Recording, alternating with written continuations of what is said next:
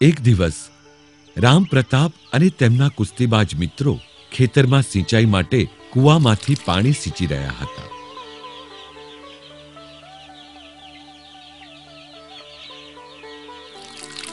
તે વખતે પાસેના બગીચામાં ઘનશ્યામ તેમના મિત્રો સુખનંદન, માધવ, વેણીરામ અને બીજા ઘણા લોકો સાથે રમી રહ્યા હતા.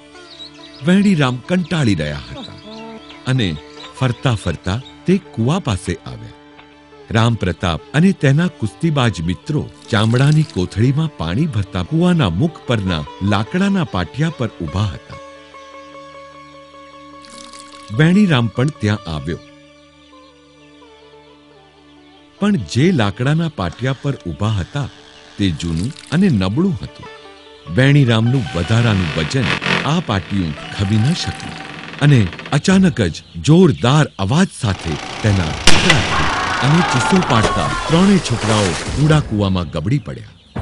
આ અવાજ સાંભળીને બગીચામાંથી છોકરાઓ દોડતા દોડતા કૂવા પાસે આવી પહોંચ્યા.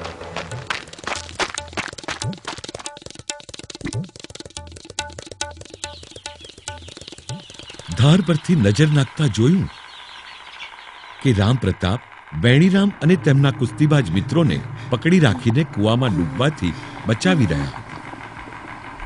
રામ પ્રતાપે મદદ માટે તેઓને કહ્યું, પણ બધા એકદમ ડરી ગયા હતા. અચાનક જ પાણીમાંથી અનેક મુખધારી એવો એક નાગરાજ બહાર આવ્યો. તેણે ત્રણેય છોકરાઓને પોતાના ભરડામાં લઈ લીધા અને પાણીમાં સંભાળીને રાખ્યા હતા. ત્રણેય છોકરાઓ હેમખેમ હતા, પણ ભયભીત હતા. પછી રામ પ્રતાપે હિંમત કરીને કહ્યું, મને ખબર છે કે આપ અમને કંઈ નહીં કરો. આપે જ અમને ડૂબી જતા બચાવ્યા છે. તો કહો, આપ કોણ છો? હું ભગવાન શેષ નારાયણ છું. પણ તે ના હોઈ શકે. શેષ નારાયણ તો પૃથ્વીના મધ્યમાં રહે છે. ત્યાંથી આપ અહીં કેવી રીતે આવી શકો?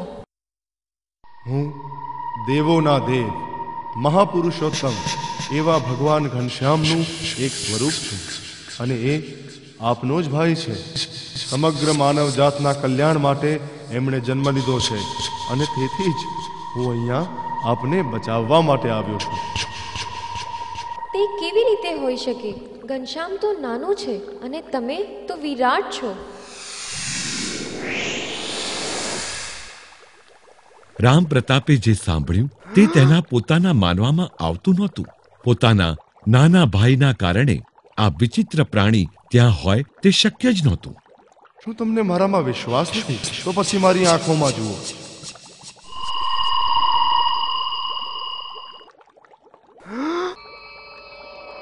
રામ પ્રતાપે શેષ નારાયણની સંમોહક આંખોમાં નજર પરોવી.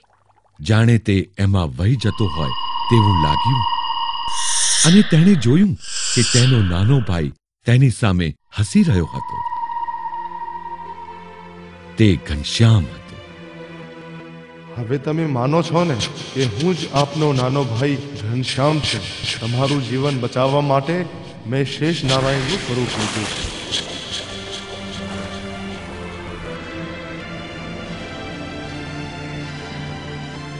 રામ પ્રતાપની આંખો આ ચમત્કારથી ભરાઈ આવી અને પછી ધીરેથી શેષ નારાયણે તેની આંખો બંધ કરી અને ક્ષણવારમાં જ ત્રણેય પાણીથી તરબોળ કૂવાની બહાર આવી ગયા અને હસતા ઘનશ્યામની સામે આવીને ઊભા રહ્યા.